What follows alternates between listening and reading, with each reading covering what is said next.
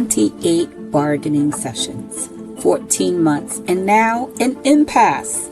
The Charles County Public Library and the union representing dozens of its employees have been trying to negotiate their first contract for more than a year. Now the parties are headed toward mediation. I'm happy to hear that. But here is what caught my attention as a conflict management professional.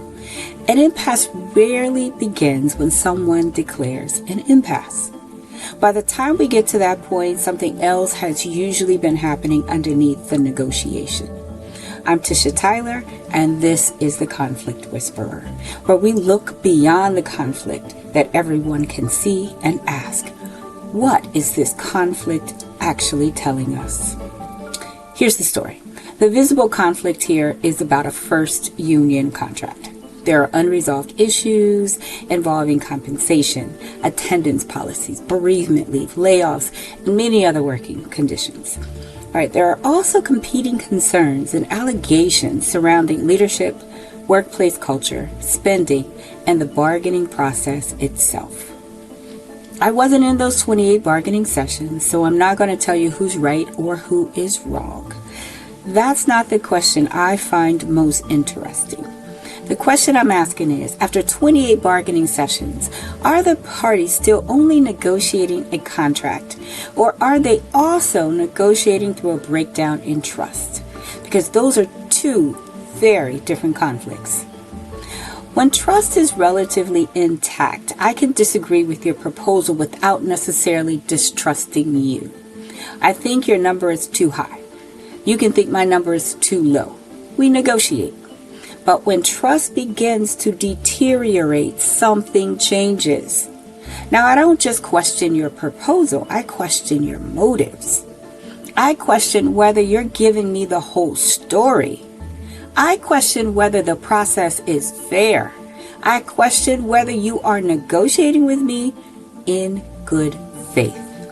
And once that happens, every action starts carrying additional meaning. A delay is no longer just a delay. A policy proposal isn't just a policy proposal. A request for more information isn't just a request for information. Everything starts becoming evidence for the story each side already believes about the other. And that is where conflict becomes much harder to resolve. There is an important lesson here for leaders, boards, employees, unions, teams, and really any organization experiencing prolonged conflict. You cannot solve a relationship conflict simply by continuing to negotiate the substantive issues. Sometimes the process itself has to become part of the conversation. Do the parties trust the information they are receiving? Do they believe they are being heard? Do they believe the process is legitimate? Do they understand how decisions are being made? And perhaps most importantly, what has happened during the conflict that now also needs to be repaired? Because even when you eventually reach an agreement, the people involved still have to work together afterwards. And that matters. A signed agreement can resolve the dispute on paper while leaving the underlying conflict completely intact. The parties are now moving toward mediation, and that may create an opportunity to change the conversation. A neutral third party can help parties move beyond repeating positions and begin identifying what is actually preventing movement. But there's another question organizational leaders should be asking. Why do we so often wait until conflict reaches an impasse before bringing in a different process?